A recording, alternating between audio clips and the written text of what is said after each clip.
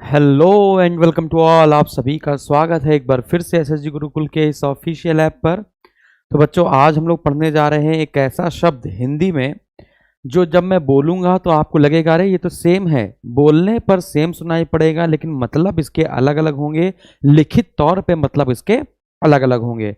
जैसे मैं आपसे कहूँ अन्न अन्न, क्या कहूँ अन्न, और फिर मैं कहूँ अन्य। हाँ, बात समझ आ रही है? तो आप कहेंगे अरे सर आप बोल तो सेम ही रहे हैं, तो हम कहेंगे नहीं बच्चे, हम सेम तो नहीं बोल रहे हैं, लेकिन जब लिख कर दिखाएंगे तब तुम्हें लगेगा हाँ सर आप तो अलग अलग बोल रहे थे, है ना।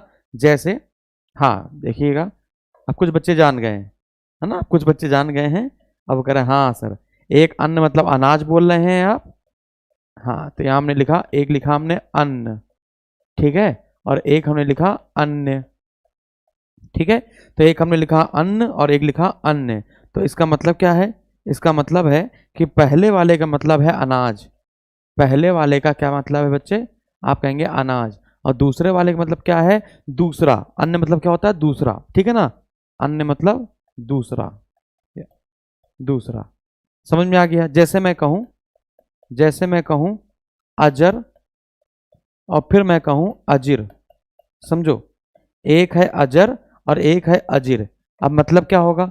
अजर मतलब जिसे बुढ़ापा ना आता हो, जिसे बुढ़ापा ना आता हो, जिसे बुढ़ापा ना आता हो। और दूसरा क्या होगा? अजिर। अजिर मतलब क्या होता है? आंगन। अजिर मतलब क्या होता है बच्चे? आंगन होता है। जैसे तीसरा मैं बताऊं, लिखा है अनल और फिर अनिल, देख रहे हो? एक होता है अनल और एक होता है अनिल, है ना।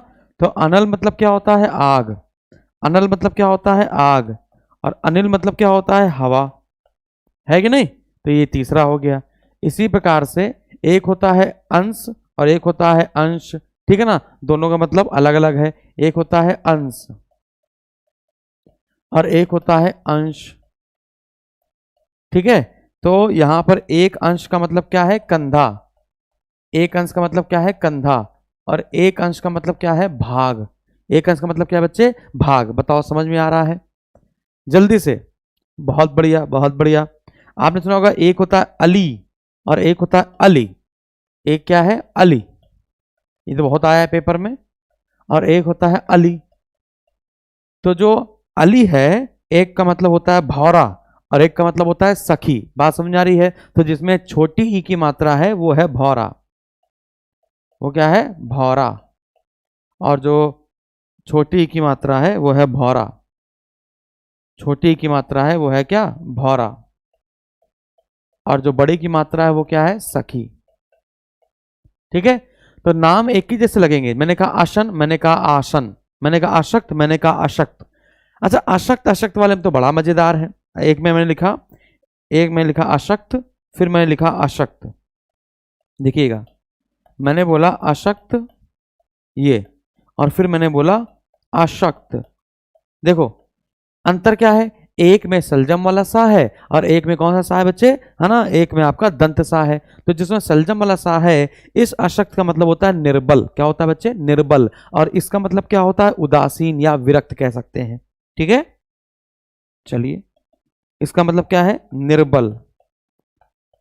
इसका मतलब क्या है? उदासीन या विरक्त।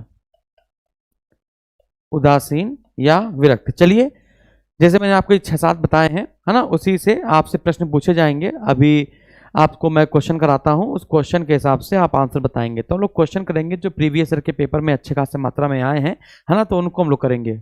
ओके सर, ये परेशान करता है। अरे परेशान करता है ना, अब नहीं करेगा, पढ़ा नहीं ना, अभी ने नहीं पढ़ाया था, पढ़ा दूंगा, आप परेशान नहीं करेगा। देखिएगा, देखिए पहला क्वेश्चन लिखा हुआ है कृपण और फिर लिखा है कृपाण।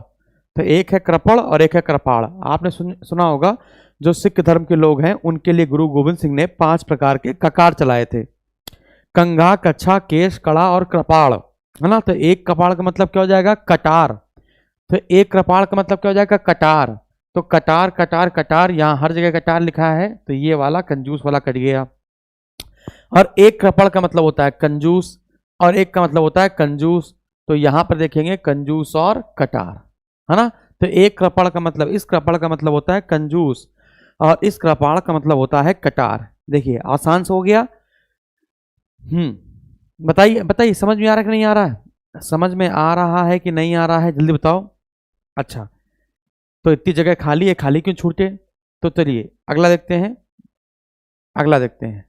एक होता है अर्चन और एक होता है अर्जन, है ना? अर्चन और अर्जन, क्या है सर? ये तो आसान है। अर्चन मतलब पूजा और अर्जन मतलब अर्जित कर लिया, मतलब कमा लिया, संग्रह कर लिया, कमाना। हाँ कि ना? जल्दी बताओ बच्चे। एक होता है अभिमान और एक होता है अभियान। बात समझ आ रही है? चलिए, एक होता है अभिमान और एक होता है अभियान। तो मैं उस अभियान पर जा रहा हूं, यानी कि क्या? चढ़ाई करने, युद्ध करने। ठीक है। अभिमान मतलब क्या हो जाएगा? अहंकार। अभिमान मतलब क्या हो जाएगा? अहंकार। बताओ, समझ में आया? समझ में आ रहा है? चलिए एक आप लोग बताइए। एक बताइए अविराम और एक बताइए अभिराम। बताओ दोनों में अंतर क्या है? एक है अविराम और एक है अभिराम। जल्दी बताओ फटाफट से। एक है अविराम, आ विराम, और एक है अभिराम, अभिराम। कम से कम 100, 150, 200 तो आराम से पढ़ा दूंगा, उससे ज्यादा। बताइए अविराम मतलब क्या होता है? विराम मतलब रुकना, अविराम मतलब नहीं रुकना, यानी लगातार। बात समझ आ रही है? और अभिराम, राम जी कैसे हैं? सुंदर है ना? तो अभिराम का मतलब क्या हो गया? सुंदर। और अविराम का मतलब क्या हो गया? लगातार। लगातार। चलिए एक कठिन सा देता हूं, देखते हैं कितने लोग बता पाएंगे। एक है अर्घ और एक है अर्घ्य। ठीक है ना? एक है अर्घ और एक है अग्र। बताओ भाई, ये दिया हमने तुमको। कहो सर जब आप अपना लेते हो तो सरल लेते हो हैं, और जब हमें दे रहे हो तो कठिन दे रहे हो। एक अघर्य दे रहे हो और एक अर्घ दे रहे हो, दोनों में अंतर है ना? हाँ। देखिएगा, अर्घ क्या है? जब आप किसी को ऐसे करके पानी उठा कर दें, चुल्लू में जो पानी देते ना, तो अंजुलि भर जल देना, अंजुलि भर जल देना। और अघर्य का मतलब क्या होता है? कोई बहुमूल्य वस्तु, कोई बहुमूल्य वस्तु। बात समझ आ रही है? तो अर्घ मतलब क्या है? अंजुलि भर जल देना, अंजुलि भर जल देना। अच्छा, इसके कई सारे मतलब होते हैं। इसका पूजा भी मतलब होता है, इसका मतलब बहुमूल्य भी होता है, और इसका मतलब हवन सामग्री भी होता है। इसके 3 मतलब हो गए। हवन सामग्री। ठीक है। तो अघर्य का मतलब पूजा भी होता है, हवन सामग्री भी होता है, और बहुमूल्य भी होता है। तो चलिए, तो कृपण का मतलब कंजूस और कृपाण का मतलब कटार। अगला क्वेश्चन देखिए। लिखा हुआ है आसानी से देखिए। लिखा है दिन शब्द का श्रुति समभिन्नार्थक कौन सा होगा? दिन शब्द का जो एक जैसा सुनाई पड़े, दिन दीन, है ना? तो दिन का हो जाएगा दीन, है ना? दिन का क्या हो जाएगा बच्चे? दीन हो जाएगा। तो बताइए इस दिन का मतलब क्या है और इस दीन का मतलब क्या है? दोनों बहुत आसान है, एक दिन है और एक दीन है। जल्दी बताओ बच्चे। कहते नहीं है ना? दीन दयालु, समझ में आ गया? दीनहीन, तो दीन का मतलब क्या है? निर्धन। दीन का मतलब क्या है? निर्धन। और दिन का मतलब क्या है? दिवस। दिन का मतलब क्या है? दिवस। अब इसमें भी जगह बच गई क्या? दो सर, सर आप अच्छा पढ़ाते हैं। अच्छा, चलो ठीक है, अच्छा पढ़ाते थे। क्वेश्चन देखो, एक क्वेश्चन करो। एक है अणु और एक है अणु। तो चलो करके दिखाओ, तभी तुम्हें मानेंगे तुम अच्छा सीखते हो। हम अगर अच्छा पढ़ाते हैं, तुम अच्छा सीखते हो। हैं? एक अणु और एक अणु। तो कहते नहीं है अनुगमन करना, यानी अणु मतलब पीछे पीछे चलना, और अणु मतलब क्या होता है? छोटा सा कोई कण। अणु मतलब कण और अणु मतलब पीछे। देखो, इतना आसान सा तुम बता नहीं पाए हैं। अच्छा ठीक है, तुम बताओ आरती और आरती। तो सर दोनों तो आप सेम ही बोल रहे हैं। नहीं, एक है आरती और एक है आरती।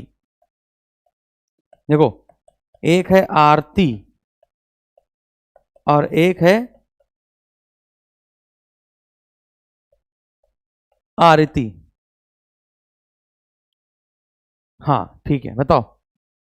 एक है आरती और एक है आरती। नहीं, एक सेकंड बच्चे। एक है आरती और एक है आरती। ये है। एक में बड़ी की मात्रा है, एक में छोटी की मात्रा है। ये सही बताइए। तो आरती कहते हैं, किसी की आरती करते हैं तो क्या दिखाते हैं? धूप दिखाते हैं, दीप दिखाते हैं, है ना? तो धूप या दीप दिखाना, ये तो पता है। आरती की जय हनुमान लला की। चलो, ये आरती बताओ। देखिए, जो आरती होगा वही आरती करेगा। जो आरती होगा वही आरती करेगा। क्या? कैसे? जो दुखी होगा, जो दुखी होगा, है ना, वही क्या करेगा? दीप दिखाएगा, पूजन करेगा। बात समझ में आई? जल्दी बताओ फटाफट से। बहुत बढ़िया।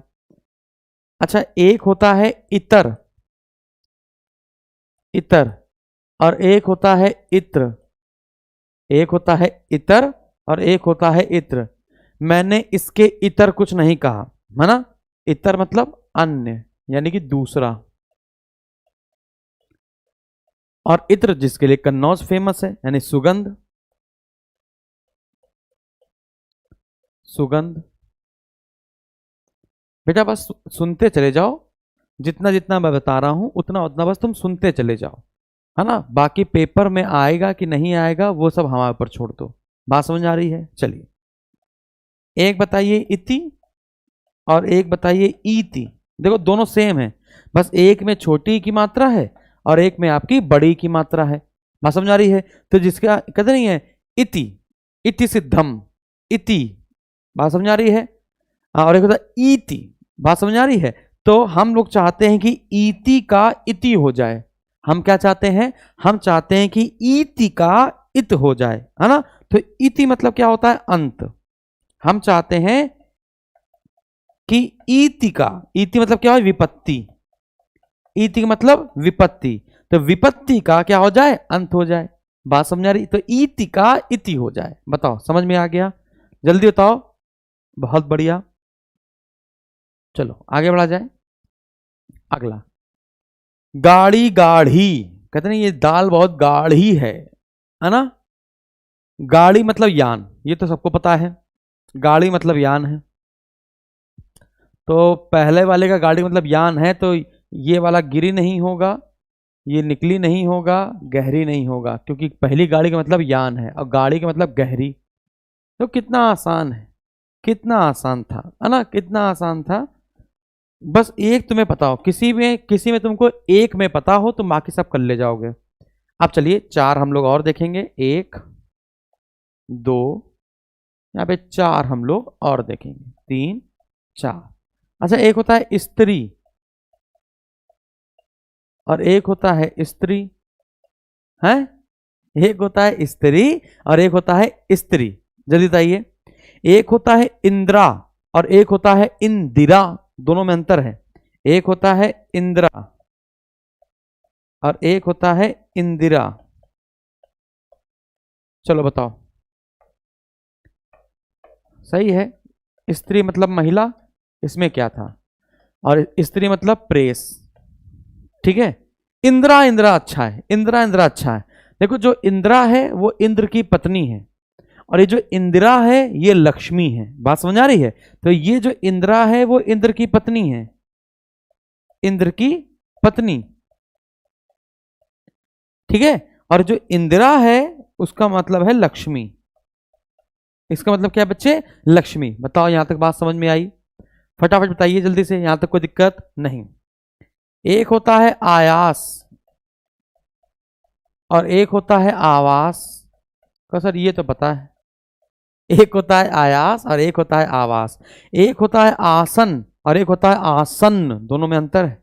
एक होता है आसन, कहते हैं इनके लिए आसन लगाओ, और एक होता है आसन्न, है ना? दोनों में अंतर है, बताएंगे। जल्दी बताइए। आयास, हाँ बिल्कुल सही है। आपने सुना होगा जब सरौता रौता होता है तो उसमें होता है आलंब आयास। आयास मतलब क्या होता है? एफर्ट। आयास को इंग्लिश में कहते हैं एफर्ट, यानी कि कोशिश करना, प्रयत्न करना। ठीक है। तो आयास का मतलब क्या है? प्रयास। और आवास मतलब निवास स्थान, निवास स्थान। ठीक है। आसन ग्रहण कीजिए मतलब बैठ जाइए, अरे हाँ कि ना। और आसन मतलब कि ये जो दुखी घड़ी है ये आसन्न है, आसन्न संकट कहते नहीं है, तो आने वाला, निकट, निकट। और आसन मतलब बैठने की वस्तु, बैठने की वस्तु कहते नहीं, आसन लाइए इसके ऊपर बैठेंगे। चलिए, तो ये हो गया अगला। अगला करिए, अभिज्ञ अनभिज्ञ। अभिज्ञ अनभिज्ञ, ये तो आसान है, आसान से हो जाएगा। चलिए करिए, अभिज्ञ अनभिज्ञ दिखेगा ना, हाँ दिखेगा, करिए। अनभिज्ञ मतलब जो कुछ ना जानता हो, इसका तो बहुत आसान है। अनभिज्ञ मतलब क्या होता है, जिसको कुछ ना पता हो। तो बताइए, अनभिज्ञ मतलब ज्ञानी नहीं, अनभिज्ञ मतलब पढ़ना नहीं, अनभिज्ञ मतलब ना जानकर। हाँ सही है, अभिज्ञ अनभिज्ञ ये एक दूसरे के अपोजिट दिए हुए हैं। तो एक का मतलब होता है अभिज्ञ मतलब जानकर, और एक होता है ना जानकर। एक होगा जानकर और एक होगा ना जानकर। ठीक है, ओके। तो चलिए अब 4 प्रश्न मेरे आएंगे। आपको बताना है आपात और आबाद, जल्दी बताओ दोनों में अंतर क्या है। आपाद और बताना आपाद, आपात और आपाद। अच्छा, आपको लग रहा होगा सर जब आप बोल रहे हैं तो लग रहा है सेम सेम है, लेकिन जबकि ऐसा है नहीं, है कि नहीं। बहुत बढ़िया। चलिए, आपात बताओ, आबाद बताओ, फिर इसके बाद आचार बताओ और आचार्य बताओ। आचार और आचार्य, देखो हम तुम्हें वही वही बता देंगे जो जो पेपर में आए हुए हैं। ठीक है, इसके बाद पहले यही बताओ, तीसरा फिर पूछेंगे, फिर एक चौथा पूछेंगे। आहुति वाला देखते हैं, आहुति वाला अच्छा है। एक है आहूत और एक है आहुति। एक है आहूत और एक है आहुति। जब पूजन करते हो तो ये दोनों शब्द यूज किए जाते हैं, आहूत भी यूज किया जाता है और आहुति भी। एक होता है आर्द्र और एक होता है आर्त। एक होता है आर्त और एक होता है आर्द्र। बताओ भाई।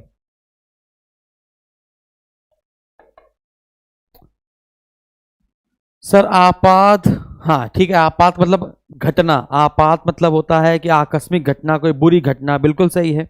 और पाद मतलब होता है पैर, तो पैरों तक, पैरों तक। और इसका मतलब क्या है, आकस्मिक घटना, आकस्मिक घटना। तो ये आचार, आचार क्या है, एक आचार मतलब गुरु हो जाएगा, बिल्कुल सही है ना। इसका मतलब क्या होता है, व्यवहार, रीति, व्यवहार या रीति, कस्टम। और इसका मतलब क्या हो जाएगा, विद्वान यानी गुरु, विद्वान। एक आहूत का मतलब होता है बुलाना, और एक आहुति मतलब क्या होता है, हवन की सामग्री। तो हवन सामग्री, एक सेकेंड, ये हो जाएगा हवन सामग्री।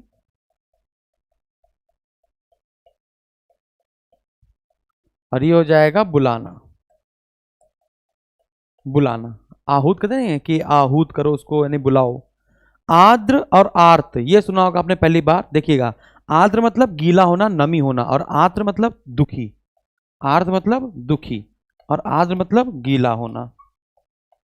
ठीक है, चलिए आगे बढ़ा जाए, आगे बढ़ते हैं। यदा कदा, यदा यदा ही धर्मस्य ग्लानि भवति भागवता। चलो बताओ भाई, यदा कदा, तुमने सुना भी होगा कई बार क्वेश्चन ये। एक यदा है और एक कदा है। कहते नहीं, यदा यदा ही धर्मस्य यानी जब जब धर्म की हानि होगी। तो यदा का मतलब तो हो गया जब, एक यदा मतलब क्या हो गया बच्चे, जब हो गया। अब कदा, जहां पे जब लिखा हो वहीं पे शुरुआत पकड़ लो, हो जाएगा आपका आंसर, है कि नहीं। बहुत बढ़िया। तो जब जब कहां लिखा है, यदा, यहां पे जब जब लिखा है नहीं, ये तो नहीं हो सकते, है ना। यदा मतलब जब, और कदा मतलब कब, कदा मतलब कब नहीं, कदा मतलब तब, है ना। यदा कदा कहते नहीं, यदा कदा वो आता है। ठीक है, चलिए। तो यदा मतलब जब और कदा मतलब तब होगा, याद रखिएगा, याद रखिएगा। कदा मतलब कब मत कर दीजिएगा, गड़बड़ा जाएगा। ओके, बहुत बढ़िया। चलिए अब इसमें से क्या क्वेश्चन बनाए? हाँ, एक होता है अंत और एक होता है अंत्य, एक होता है अंत और एक होता है अंत्य, सॉरी, एक होता है अंत्य। बताओ भाई, दोनों में अंतर क्या है? एक है अंत और एक है अंत्य। एक है आगम, नहीं, एक है अगम और एक है आगम। एक है आदि और एक है आदि, ठीक है ना? एक है अगम, एक है आगम, एक है आदि और एक है आदि। एक तो ज्यादा याद नहीं आता है। तुम लोग को कोई आता हो तो पूछ सकते हो, ऐसा नहीं है, ठीक है ना? एक होता है आयात, एक होता है आयत, आयात, एक होता है आयत। अब ऐसा वैसा ना पूछ देना जो पेपर में आए ना, फर्जी का।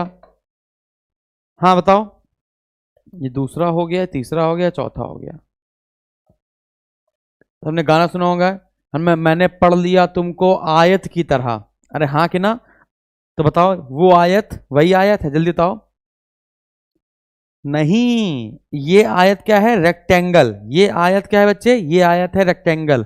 और या फिर आप ये भी कर सकते हो, देखो एक का मतलब तो है आयात, मतलब लाना, क्या? माल लाना, ना आयात करना, माल लाना या खरीदना। एक आयत का मतलब है माल खरीदना, ठीक है? और एक आयत कहते नहीं, वो आयत की तरह याद कर लिया गया, यानी आयत का मतलब ये श्लोक हो सकता है, मंत्र हो सकता है, ठीक है? और इस आयत का मतलब एक कोण भी हो सकता है, कोण, चार भुजाओं वाला, चार भुजाओं वाला कोण भी हो सकता है। बात समझ आ रही है? हाँ। ना आदि ना अंत है उसका, जल्दी बताओ। अरे भाई, आदि ना अंत, तो आदि मतलब प्रारंभ और अंत उसका विलोम होता है। अरे हाँ कि ना? बहुत बढ़िया। देखिएगा, इस आदि का मतलब क्या है? आरंभ। और इस आदि का मतलब है अदरक, या फिर इस आदि का एक और मतलब है। एक का मतलब है आरंभ और एक का मतलब है अदरक, हरिद्रा हल्दी आदि अदरक। एक और इसका मतलब होता है, कोई बताओ, कोई बताएगा? आ, हाँ, मैं उसका आदि हो गया हूं, मतलब अभ्यस्त हो गया हूं, अभ्यस्त। देखा? हाँ अच्छा, देखो मैंने बताएं, जो शुद्धिकरण आता है उस शुद्धिकरण में वो अभ्यस्त की जगह अभ्यस्त देता है, तो अभ्यस्त मत करिएगा, अभ्यस्त होगा। क्लियर है बच्चे? बहुत बढ़िया। कोई छूटा? हाँ, अंत मतलब समाप्ति, बिल्कुल सही है। अंत मतलब समाप्ति और अंत मतलब अंतिम, अंतिम, ठीक है? ये क्या है? समाप्ति, उसका अंत हो गया है। और ये अंत है इसका, है ना? तो यानी कि समाप्ति के बाद, यानी कि अंतिम, ये अंत लड़ाई है, मतलब अंतिम लड़ाई है, या फिर कह सकते हैं कि नींव। अंत मतलब नींव भी होता है। आगम मतलब आने वाला, आगम मतलब क्या बच्चा? आने वाला है, बिल्कुल सही है। आगम मतलब आने वाला, बिल्कुल बिल्कुल बिल्कुल ठीक है। और इस अगम मतलब जहां कोई पहुंच ना सके, जहां कोई पहुंच ना सके, जहां कोई पहुंच ना सके। और आगम मतलब शास्त्र भी होता है, आगम मतलब आने वाला भी होता है, ठीक है? आगम मतलब आने वाला भी होता है, आगम मतलब शास्त्र भी होता है, और आगम मतलब उत्पत्ति भी होता है। आगम का मतलब उत्पत्ति भी होता है, ठीक है? चलिए अगले प्रश्न पर आऊं, इसको देख लीजिए आराम से, आराम से देख लीजिए, ठीक है?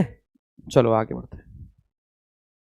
अगला प्रश्न, नियत, नियत कहते नहीं, तुम्हारी तो नियत ही नहीं है देने की, है ना? अरे कुछ नियत, तो वो नियत जो मैंने बोला है वो नियत है कि नियत है? तो आप कहेंगे नियत। नियत मतलब होता है इरादा ना, तुम्हारा इरादा ही नहीं था, तो ये इरादा वाला सही हो जाएगा। अच्छा, दो जगह इरादा है। अब ये नियत, तुम्हारी नियत में खोट है, भाग्य में खोट है, इरादे में खोट है।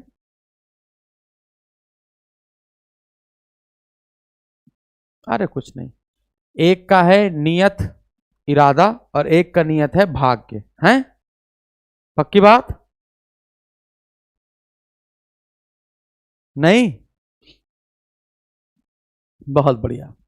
इस नियत का मतलब होता है निश्चित, और इस नियत का मतलब होता है इरादा। मैं जानता था सभी लोग गलत करेंगे। कुछ बच्चों ने सी बताया है, कुछ बच्चों ने सी बताया है। अब कुछ लोग हमारा देखकर अब वो सी बताना शुरू करेंगे, जो कि बहुत गलत बात है, हैं? चलो अच्छा, कोई बात नहीं। तो एक नियत का मतलब है निश्चित और एक नियत का मतलब है इरादा। तो फिर आपको बताना है, एक होता है अपेक्षा और एक होता है उपेक्षा। एक है अपेक्षा, हमें तुमसे ये अपेक्षा थी और फिर हमने तुम्हारी क्या कर दी, उपेक्षा कर दी। तो एक उपेक्षा मतलब क्या हो जाता है, अनादर करना, निरादर करना, तिरस्कार करना। और एक अपेक्षा मतलब तुलना करना। ये इसकी अपेक्षा अच्छा है, तुलना। उपेक्षा अनादर करना,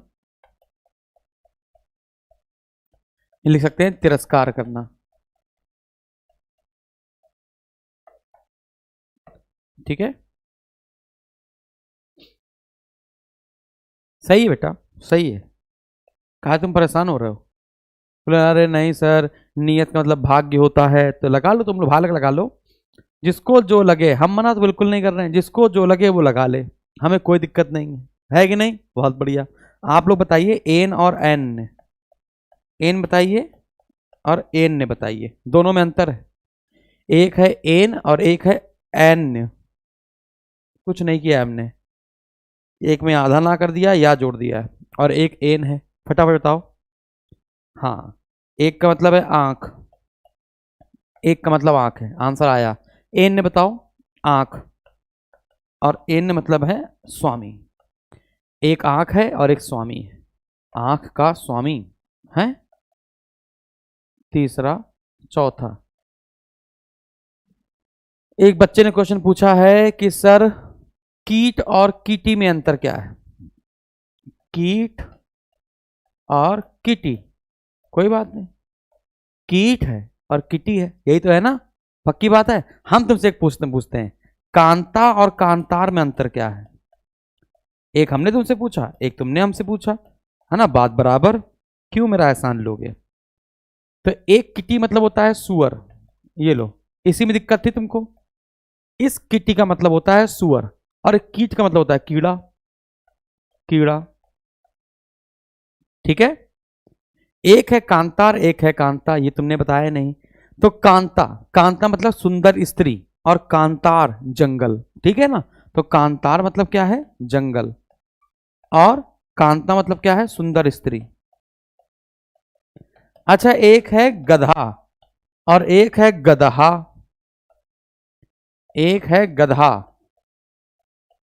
है ना, और एक है गदहा, दोनों में अंतर है। जो गदहा है उसका मतलब होता है डॉक्टर, और एक गधा है, ये आपका एक जानवर है। ये क्या है, एक जानवर है। कह दो कि हम गधा के पास गए थे, डॉक्टर साहब कहते अरे गधा साहब, तो गुस्सा आ जाएगा, क्या बोलते हो? बहुत बढ़िया। तो चलिए अगला बताइए, एक है कृति और एक है कृति, दोनों में अंतर है। ये उसकी कृति है, तो कौन सी कृति है कि कृति है? तो आप कहेंगे कृति है, तो कृति मतलब क्या है, रचना। ये उसकी कृति है, जैसे मैंने आपको पढ़ाया था ना, लेखक और उनकी रचनाओं की रचना, या लेखक और उनकी कृति। बात समझ में आ रही है? और रचना तुम तभी कर पाओगे जब, देखो, जब तुम कृति होगे तभी तुम कृति कर पाओगे। तो कृति मतलब होता है निपुणता, निपुण होगे। तो कृति मतलब हुआ निपुण, और कृति मतलब हुआ रचना। तीसरा, चौथा, इसको तो देखा ही नहीं। अंश कंधा और एक अंश हिस्सा, ये बताया था हमने आपको। तो अंश मतलब हो गया हिस्सा, अंश मतलब कंधा, इसका ये है। इसको तो बताया था हमने आपको, इसको बता चुके थे ना। एक होगा कुल और एक होगा कूल।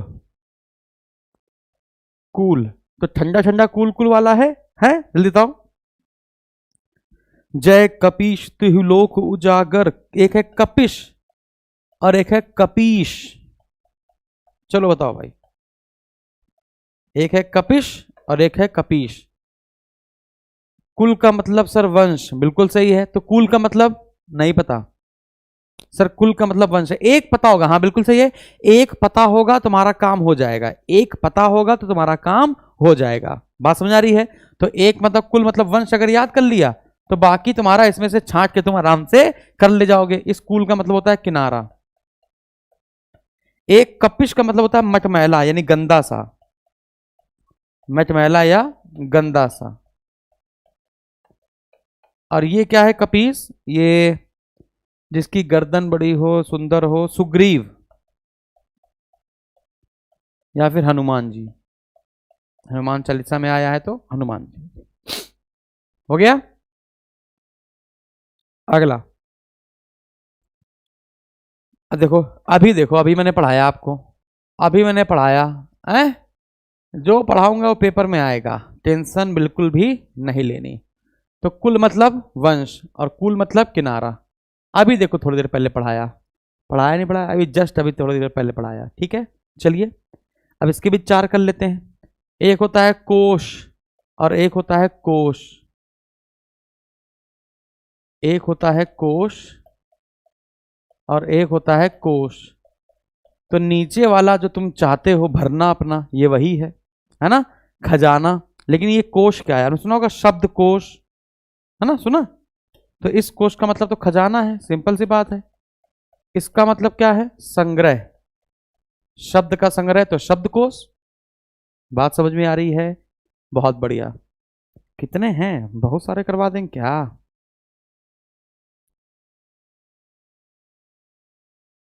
अच्छा, अभी ठीक ठाक है। चलो, एक कोश है और एक कोश है। एक है कांति और एक है क्रांति, है? एक है कांति और एक है क्रांति। एक कांति मतलब होता है चमकना, ठीक है। और क्रांति आप जानते ही हैं, परिवर्तन। कहते नहीं क्रांति अमर रहे, यानी परिवर्तन अमर रहे, परिवर्तन। चलिए तीसरा क्वेश्चन, चौथा क्वेश्चन।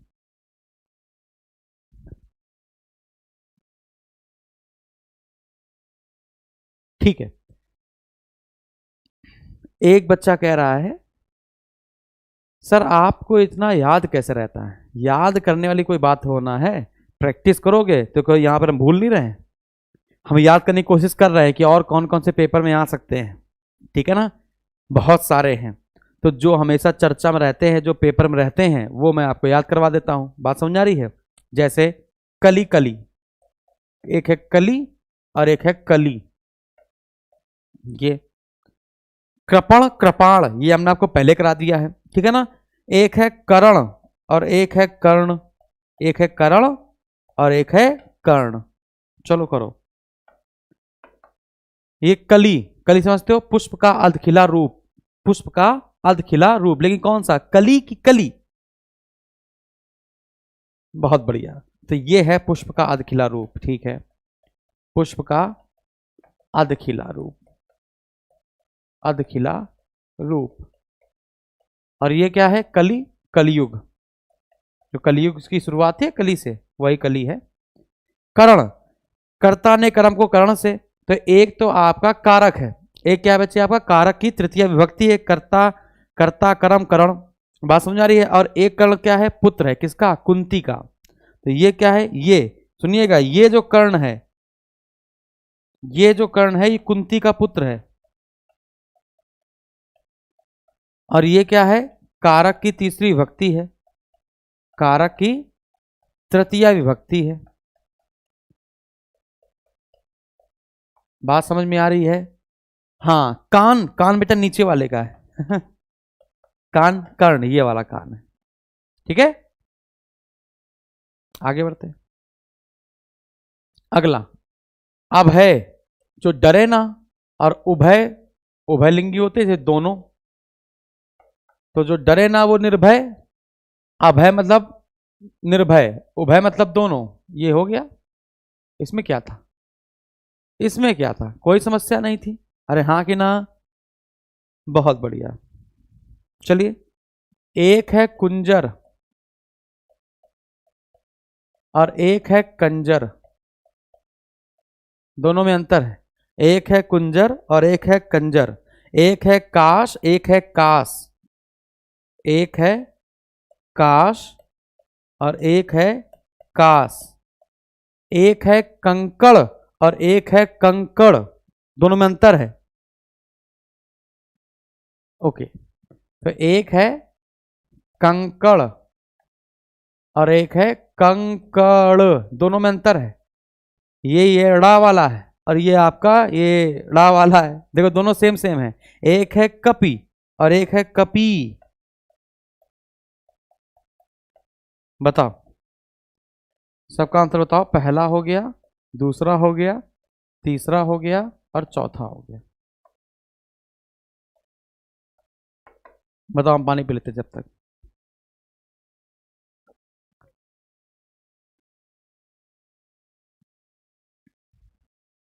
जल्दी बताओ।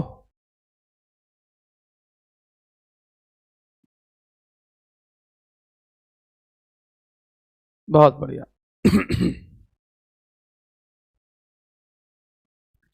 क्या बताया सर? कास का पता है, बस कास का मतलब ये तो पता ही है शायद, चलो कोई बात नहीं।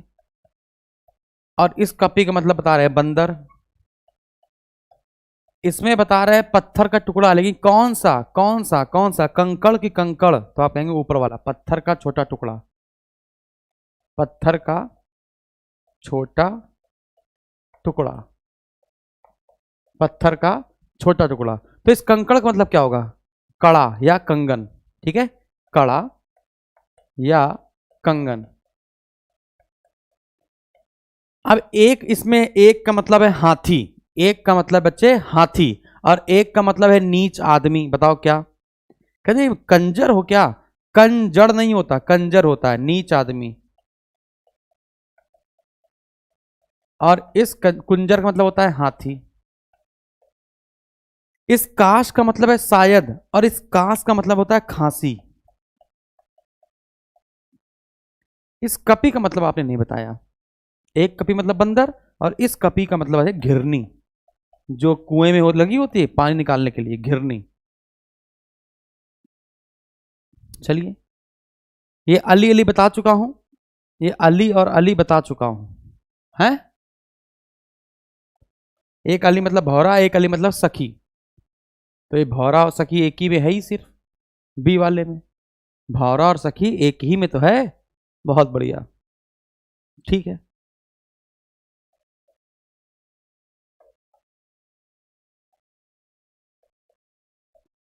एक है करी, एक है कीर।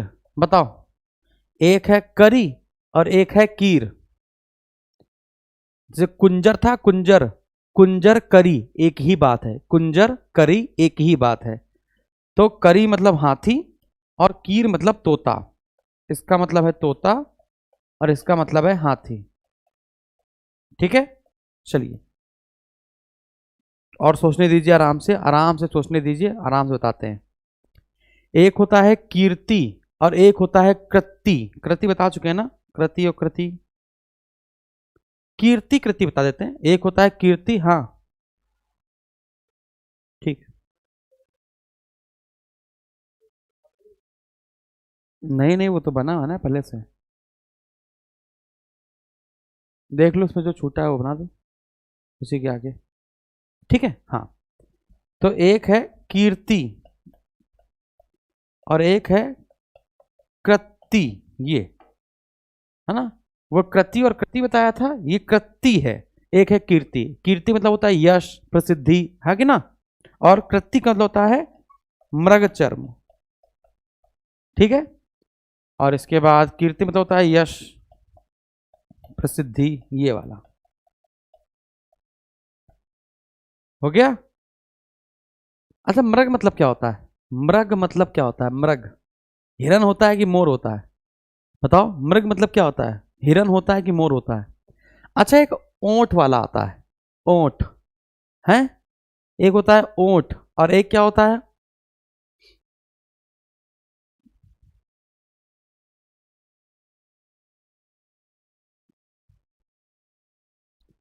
कहां कहां से आ जाते हैं कुछ लोग। बेटा पढ़ना है तो पढ़ो, पढ़ना है तो पढ़ो, नाम नहीं ले रहा है और लाइव नहीं है और ये ऐसा है तो वैसा है, पढ़ना है तो पढ़ो, नहीं पढ़ना है निकल लो, खंबा बचाओ सड़क लो।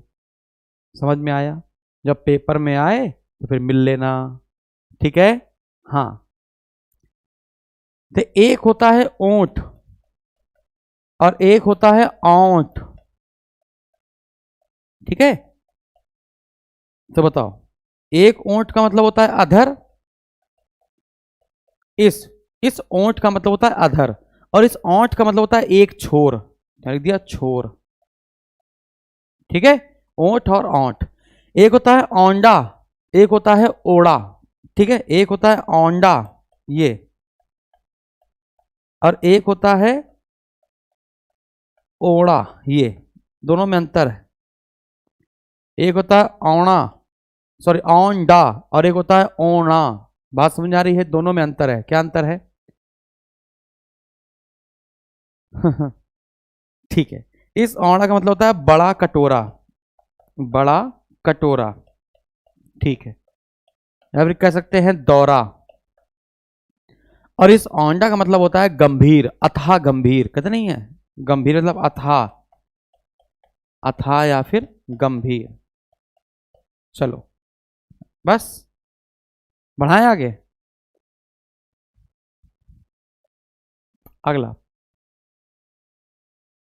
युग शब्द की कौन सी जोड़ी सही है? कौन सी जोड़ी सही है? न्याय अन्याय, अचल अचला, मान अपमान, धरा पृथ्वी। तो आप देखेंगे युग में देखना है, यानी समश्रुत भिन्नार्थक देखना है। अब समश्रुत भिन्नार्थक में हमें ऐसा पकड़ना होता है जिसके मिल रहे हो, जिसके क्या हो बच्चे? मिल रहे हो। अब मिलेगा नहीं तो करेंगे कैसे?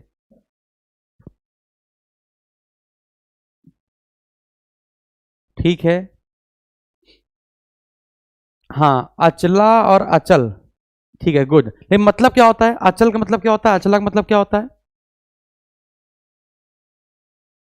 चलिए, तो धरा पृथ्वी का क्या है? पर्यायवाची, ये इसका पर्यायवाची है, इसलिए नहीं होगा। बहुत बढ़िया।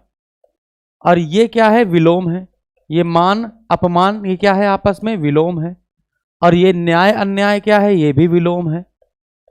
तो बचा क्या युग्म में? एक ही सी। अचल मतलब होता है स्थिर, और अचला मतलब होता है पृथ्वी। बहुत प्यारा, बहुत प्यारा, सही बताया बच्चे आपने। सी सी सी सबका सही आ रहा है, सबका सही सी आ रहा है, बिल्कुल सही है। ठीक है, आगे बढ़ाया जाए, आगे बढ़ाया जाए। बहुत बढ़िया, चलिए आगे बढ़ाते हैं। अगला बताइए, लिखा है गिरी और लिखा है गिरी, दोनों में अंतर है। एक है गिरी और एक है गिरी। अच्छा, गाड़ी और गाढ़ी वाला आया है पेपर में, उसको याद कर लीजिएगा। बात समझ आ रही है? एक है गगरा और एक है घगरा, गगरा और एक है घगरा, दोनों में अंतर है। एक घगरा है, वो घाघरा अलग है? घगरा कोई घाघरा कहेंगे? पक्का? जल्दी। ठीक है, इसमें एक गिरी है पर्वत, बहुत बढ़िया, ये पर्वत वाला है। और ये गिरी क्या है? जो वस्तु कोई गिर गई हो। ओके, ओके बेटा, ठीक है। तो एक गिरी का मतलब क्या है? पर्वत है। जल्दी जल्दी पढ़ा रहा है, परेशान क्यों? जल्दी जल्दी पढ़ाएंगे, टेंशन नहीं लो। एक गिरी का मतलब क्या है? पर्वत है। और एक गिरी का मतलब क्या है? किसी फल के बीच का गूदा, जैसे कि नारियल होता है, नारियल, तो नारियल के बीच में होता है गूदा, उसे कहते हैं गिरी। बात समझ आ रही है? तो गिरी का मतलब क्या होगा? बीच का गूदा, बीच का गूदा। ये घगरा मतलब होगा लहंगा, है ना? गगरा या घगरा। इस गगरा का मतलब क्या है? गगरा का मतलब घड़ा, क्या बच्चे? घड़ा। तो इसका मतलब हो जाएगा घड़ा, लिख देता हूं घड़ा। चलिए, तीसरा, चौथा। अच्छा, कितने लोग कह रहे हैं सर और जल्दी जल्दी पढ़ाइए, इतनी जल्दी जल्दी पढ़ाइए, इतनी जल्दी जल्दी पढ़ाइए, इतनी जल्दी पढ़ाइए कि समझी में ना आए? बताइए कितने लोग चाहते हैं इतनी जल्दी पढ़ाए कि समझे में ना आए? जल्दी बताओ। फटाफट। एक होता है गुटका, एक खाने वाला, नहीं, एक वो गुटखा होता है ना। तो गुट होता है गुटका, एक होता है गुटिका, एक होता है गुटका और एक होता है गुटिका, एक होता है घोष और एक होता है घोष। दोनों में अंतर क्या है? दिल चाहिए। एक होता है गुटका और एक होता है गुटिका, ये टी है, छोटी की मात्रा है। तो इस गुटका का मतलब होता है पुस्तक, है ना, या पुस्तिका, और इस गुटका का मतलब होता है गोली, गोली। ओके, बहुत बढ़िया। इस घोष, ये जो आपका मूर्धन शाह वाला है, जो मूर्धन शाह वाला है, इसका मतलब होता है गर्जना या गर्जन। ओके, ठीक है। तो इस घोष का मतलब क्या है? बस्ती। इस घोष का मतलब क्या है? गर्जन। इस गुटका का मतलब होता है पुस्तिका, पुस्तिका, याद रखिएगा। इस गुटका का मतलब होता है पुस्तिका और इस गुटका का मतलब होता है गोली। ठीक है, ओके, गोली। चलिए एक बार रिवीजन करें, बताइए जितना मैंने पढ़ाया एक बार रिवीजन करें कि आगे बढ़ाऊं? ज्यादा बच्चे नहीं है वैसे, है ना, ज्यादा नहीं है, हो सकता है पूरे पूरे पढ़वा देते हैं पहले, ज्यादा है नहीं। चलो पूरे पढ़ा देते हैं, इसके बाद आगे बढ़ेंगे। देखो अब यहाँ पे थोड़ा सा रिपीट हो रहा है, जैसे दिन और दीन। तो मेरा दिन मतलब होता है दिवस और दिन मतलब गरीब, ये बता चुका था ना मैं आपको, जल्दी बताइए, ये बता चुका था नहीं बता चुका था, है कि नहीं? चलिए, एक होता है घन, एक होता है घना, एक होता है घुस, एक होता है घूस, एक होता है चर, एक होता है चारू। ठीक है, एक होता है घन और एक का मतलब क्या होता है? घना। एक होता है घुस और एक होता है घूस, दोनों में अंतर है कि नहीं? चलिए, एक होता है चर, एक होता है चारू, एक होता है चर और एक होता है चारू।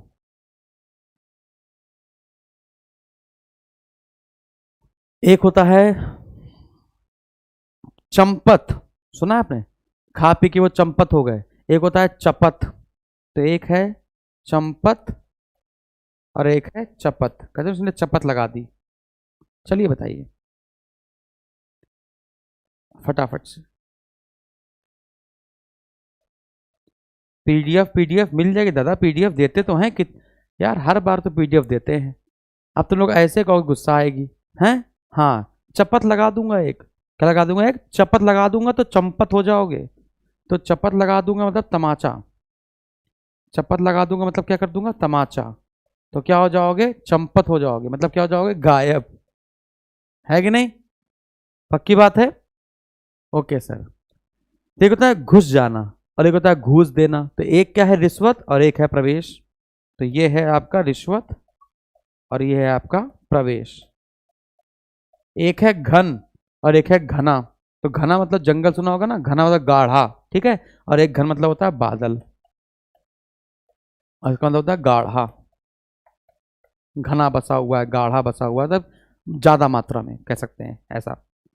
एक होता है चर और एक होता है चारू, बहुत बढ़िया। चर का मतलब होता है गुप्तचर, सुना है? दूत। और चारू मतलब क्या होता है? मीठा। चारू मतलब मीठा। सही अर्थ वाला शब्द युग्म कौन सा है? छाटो भाई। अच्छा, ये सर वाला तो भूल ही गए थे, सर सर। एक सर का मतलब होता है बाढ़, ये अच्छा था, ये क्वेश्चन अच्छा है, ये अच्छा क्वेश्चन आता है। बहुत बड़ा दिख रहा होगा तुम लोग को, छोटा करो इसको। चलो इसको करो। एक निर्जर है, एक निर्झर है, एक कुल है, एक कूल है, एक आकार है, एक आकर है। करो, जो आंसर बताए। देखो, फॉरेस्ट गार्ड में आया था 2018 में और क्षेत्रीय युवा कल्याण अधिकारी में आया था 2018 में। एक ही क्वेश्चन कई कई बार पेपर में लगातार रिपीट होता है और हर बार होता रहेगा। बताइए फटाफट से।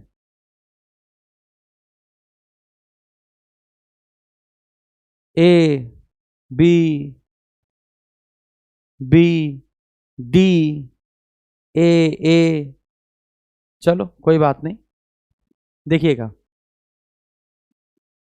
जैसे शर, इसका मतलब होता है बाण, और एक होता है सर, इसका मतलब होता है तालाब। बस सुनते रहिएगा।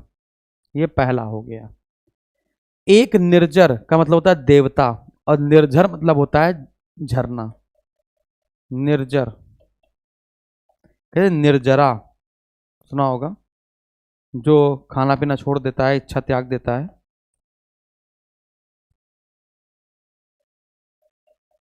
निर्जर, और एक होता है निर्झर। तो ये है झरना और ये है देवता। ठीक है। ये मैंने बताया था। कूल का मतलब होता है किनारा, और कुल का मतलब होता है वंश। तो लास्ट में जिसका सही हुआ है खुशी मनाए। हैं? आकर मतलब होता है खान, और आकार मतलब होता है आकृति। ठीक है ना? बात समझ में आ रही है? अच्छा, इसमें एक और है, एक होता है चिर, ये दूसरा हो गया, ये तीसरा हो गया। एक होता है चिर, एक होता है चीर, एक होता है चित, और एक होता है चित्त। ठीक है। कहते नहीं चीर फाड़ कर दी, क्या कर दी बच्चे? चीर फाड़ कर दी। और एक होता है चीर, है ना, चीर हरण हो गया। बिल्कुल सही है। तो चिर का मतलब होता है पुराना, और चीर का मतलब होता है कपड़ा। चित कर दिया यानी हरा दिया, हरा देना। और चित्त मतलब क्या होता है? मन। चित्त मतलब क्या होता है बच्चे? मन। इसको याद कर लो फटाक से, जल्दी से। हाँ, पीठ के बल नहीं, पीठ के बल हरा देते हैं, किसको पटक देते हैं, चित्त कर देते हैं। ठीक है। तो हो गया इतना भाई। चलिए, अरे देखो अभी बताया थोड़ी देर पहले, ये देखो अभी बताया जस्ट हमने। चिर चीर चित्त चित्त निर्जर निर्झर सर सर, ये सब बताया। देखो ऐसे ही क्वेश्चन एक और आ गया।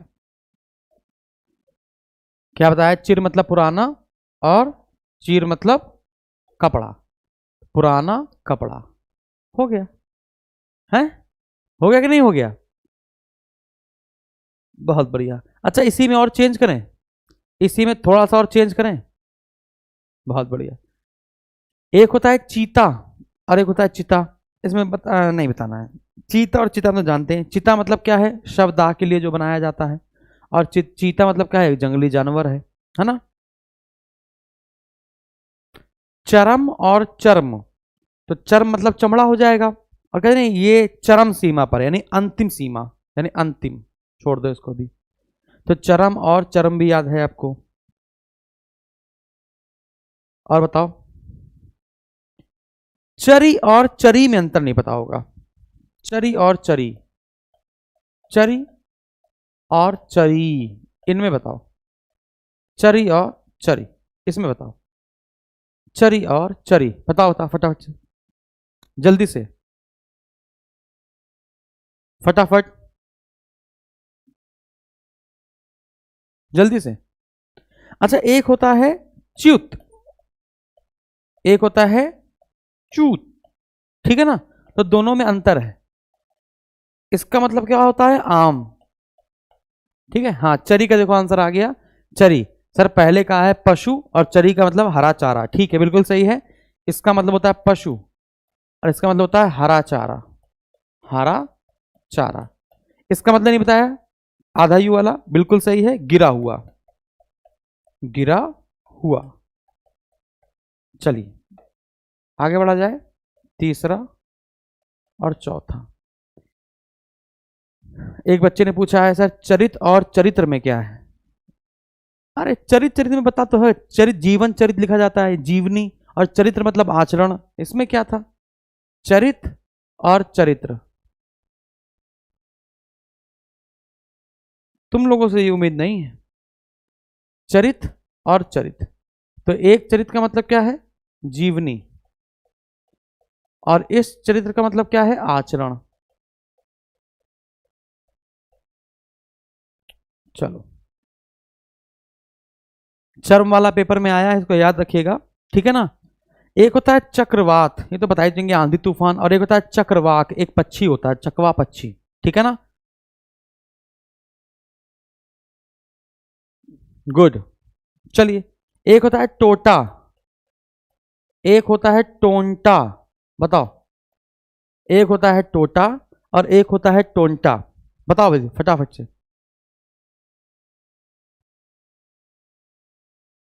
ये नहीं पता, नहीं पता तो हम बताएंगे। जो टोंटा लिखा है इसका मतलब होता है टोंटा का मतलब होता है आपका, जल्दी बताओ क्या, भुला दिया मैं। टोंटा, गुटका, गोली, कारतूस, कारतूस। और इस टोटा का मतलब होता है घाटा, इस टोटा का मतलब होता है घाटा। चलो अगला करो। श्रुति सम भिन्नार्थक पहचानिए जोड़े को, क्या पहचानना है इसमें। साम, संध्या, अपेक्षा, उपेक्षा, यही तो है।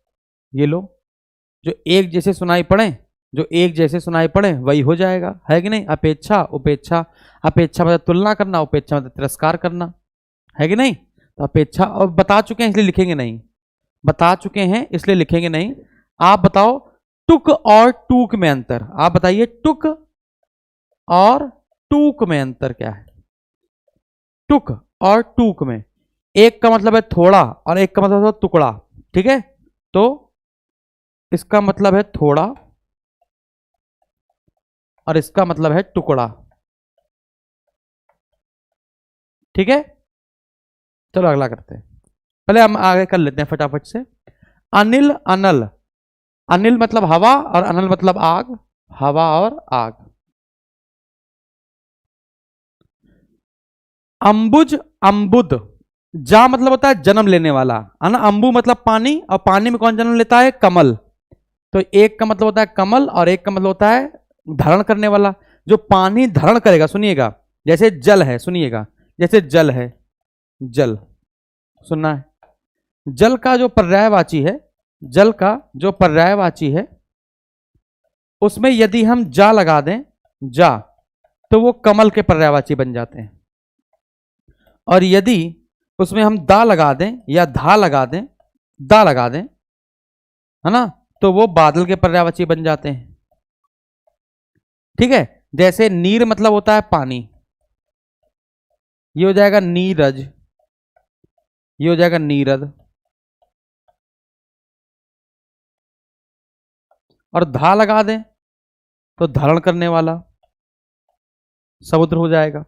तो इस प्रकार से हो जाता है, ठीक है ना। तो इसमें कोई दिक्कत नहीं। नीचे दिए गए एक शब्द युग्म के सही अर्थ का चयन कीजिए। सामर्थ्य मतलब उन्नति, अभिराम, अविराम, अच्छा अभिराम, अविराम अभी तो बताया, अविराम मतलब लगातार, ये है इसका। अभिराम मतलब सुंदर, अभी थोड़ी देर पहले बताया, आबकारी के पेपर में आया। रामू की डैश केवल इसलिए हुई है क्योंकि राजीव उसकी डैश अधिक बुद्धिमान है। रामू की अपेक्षा केवल इसलिए हुई है, तो रामू की उपेक्षा इसलिए हुई है क्योंकि राजीव उसकी अपेक्षा अधिक बुद्धिमान है, ये होगा उपेक्षा, अपेक्षा, क्योंकि एक बार उपेक्षा का मतलब क्या है, तिरस्कार। राम की उपेक्षा इसलिए हुई है क्योंकि राजीव उसकी अपेक्षा अधिक बुद्धिमान है, ठीक है। मंदिर और मदिरा, मंदिर और मदिरा, तो मंदिर मतलब पूजा घर और मदिरा मतलब मंदिरा। अच्छा मंदिर और मंदिरा है, हम सोचे मदिरा है, हैं? खुशी हो गई होगी तुम लोग को, क्यों?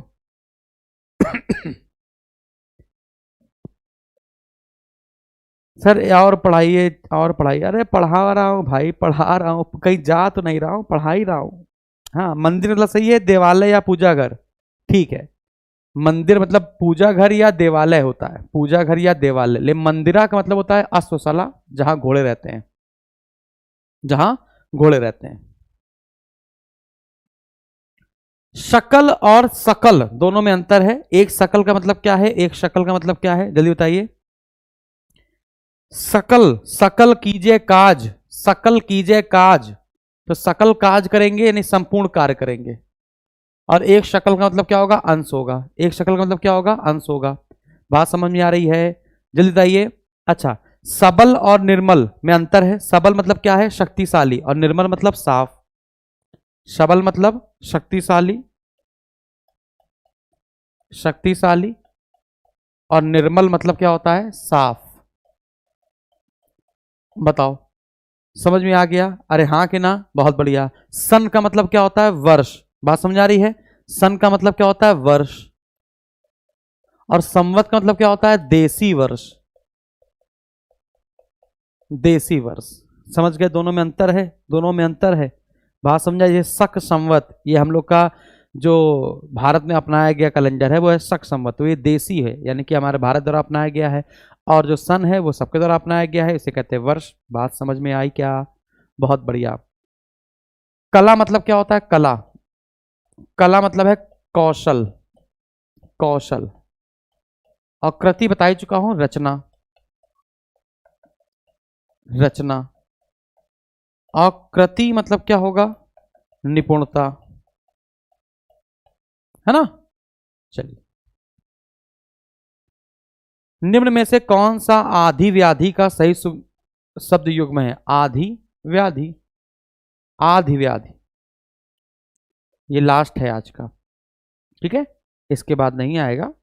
ये यहां तक आपके पेपर में जितने आ सकते थे उतने मैं आपको बता रहा हूं। ओके सर, आधी आधी।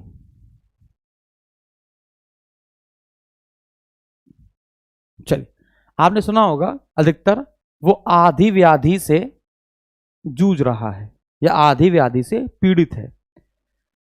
तो आधी व्याधि से पीड़ित इसका मतलब क्या है? आधी मतलब होता है कष्ट, या कह सकते हैं कि शारीरिक कष्ट। सुना होगा आपने, है ना? या फिर इसका और सही से देखा जाए, अध कपारी जैसे रोग, मानसिक कष्ट, आधा पागलपन। देखो सुनेंगे, इसको आसानी से लिख लो। आधी मतलब होता है शारीरिक कष्ट, शारीरिक कष्ट। और व्याधि मतलब होता है मानसिक कष्ट, मानसिक कष्ट। अब इसमें कहना क्या चाह रहा है कि कौन सा शब्द सही उमेल, अच्छा लिखा तो है ये मानसिक और कष्ट, मानसिक और कष्ट, ठीक है, सही है। आधी मतलब होता है शारीरिक कष्ट और व्याधि मतलब होता है मानसिक कष्ट, ठीक है? बस खत्म, खत्म।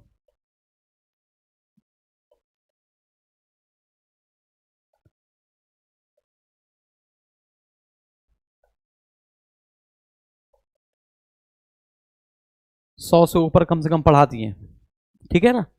कम से कम 100 150 तो आराम से पढ़ाई दिए गए होंगे। एक स्लाइड में 5 5 कराए हैं, हर एक स्लाइड में कितने कराए हैं? 5 5 कराए हैं, ठीक है ना? चलिए, और बाकी सब आसान होते हैं, बाकी कठिन कुछ नहीं होता है। अगर आप चाहेंगे तो आसानी से याद भी कर लेंगे। ओके, एक तुरंग और तरंग में अंतर पूछा गया था। तुरंग और तरंग, ये बता दो। एक है तुरंग और एक है तरंग। दोनों में अंतर बता दो। एक है तुरंग और एक है तरंग। चार पूछ लेता हूं फिर आपको छुट्टी करता हूं, है ना? एक है तुड़ी और एक है तूड़ी, ठीक है? दोनों में अंतर है। एक है तुड़ी, एक है तूड़ी, दोनों में अंतर है, बताइए। एक है तुड़ी और एक है तूड़ी। बताओ जल्दी से, जल्दी से। एक सेकेंड, इसमें छोटी की मात्रा है तो यहाँ पे बड़े की मात्रा होगी, यहाँ बड़े की मात्रा है छोटी की मात्रा होगी। अब बताओ, तुड़ी और तूड़ी, बताओ जल्दी से। एक होता है तड़ाक, एक होता है तड़ाग, तड़ाक। एक होता है तड़ाग। तुरंग मतलब घोड़ा। एक बच्चा बता रहा है तुरंग मतलब घोड़ा। अब बच्चा बता रहा है तो बच्चा गलत नहीं बताएगा। तुरंग मतलब घोड़ा और तरंग मतलब लहर। तड़ाग मतलब तालाब होता है, आपने सुना होगा, है ना, सरोवर, तड़ाग, पोखर, सुना है नहीं सुना है? हाँ, बहुत बढ़िया। और तड़ाके से मैं तड़ाके उठ जाता हूँ, मतलब जल्दी उठ जाता हूँ, और ये है तालाब। सतुड़ी का नहीं आता है, मैं बताऊंगा, ठीक है मैं बताता हूँ। इसका मतलब होता है तरकश, जिसे तीर निकाला जाता है, और इसका मतलब होता है जल्दी।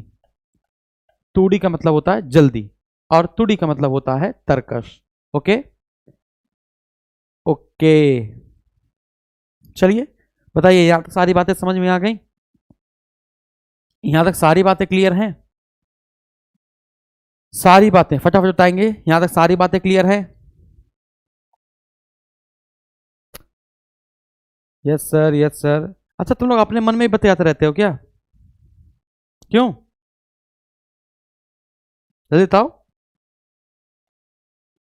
लास्ट, धर्म बताओ और घर्म बताओ। देखो, एक है घा और एक है धा, बताओ। एक है धर्म और एक है घर्म, दोनों में अंतर क्या है? घर्म और धर्म। एक धर्म का मतलब है कर्तव्य, एक घर्म का मतलब होता है गर्मी। बस, आज के लिए इतना काफी है, आज के लिए इतना काफी है। थोड़ी सी मैं लगता है मेरे थोड़ा सा लेट पहुंचती मेरी आवाज है। अरे बहुत सारे भैया, हजारों की तादाद में है। तो प्रीवियस ईयर के पेपर जितने हैं वो सब कर लो, उससे आपके पेपर में आ जाते हैं। हाँ कि ना? बहुत बढ़िया, काफी मात्रा में करें तो आज के लिए इतना काफी है। फिर मिलेंगे, थैंक यू वेरी मच। स्वस्थ रहिए, मस्त रहिए और व्यस्त रहिए, और देखते रहिए, है ना, लगातार। Thank you.